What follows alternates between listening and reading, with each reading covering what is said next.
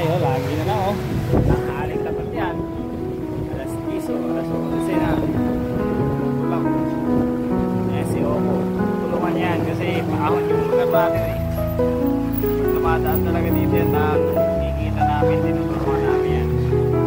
Kahit mga punta lang doon sa pantay. Sipag ni tatay, kahit ganyan siya paglakad. Nakakalakad pa rin. Sipag yan.